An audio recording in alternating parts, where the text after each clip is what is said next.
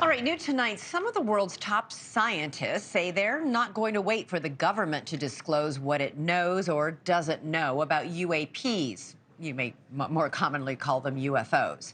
This new group is called the Sol Foundation, and it wants to study the phenomenon using hard data and begin outlining pathways forward for research and how to harness the non-human technology they fervently believe exists.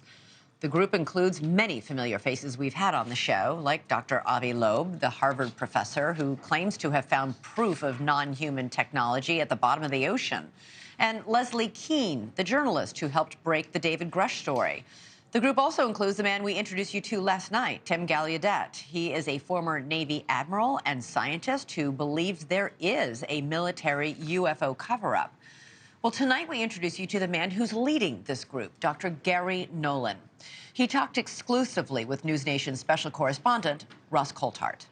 Dr. Garry Nolan is a world-renowned immunologist, a professor of pathology at Stanford and a biotech entrepreneur. His breakthrough biotechnology gene therapy discoveries around cancer are used around the world. He's also the head of the Sol Foundation, which just announced a new initiative for UFO research and policy. You can't wait for daddy government to tell you what you think you already know. They don't need to give you permission to move forward. But why we do need government is that, frankly, you still need the funding structures, right? So how is it that we create an incentive, both for the people on the inside as well as the government, to release the information? I mean, the incentive shouldn't be we're all at the doors with pitchforks, right? The incentive should be that this is going to help the country in some way. There's an opportunity right now, isn't there?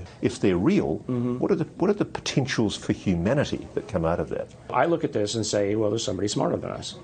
And so I don't think that I'm going to have an anti-gravity craft, before the end of my existence. But what I do see is a new way, perhaps, to think about the universe. And so I look at that as an opportunity to learn from somebody who's more intelligent. It's simple as that.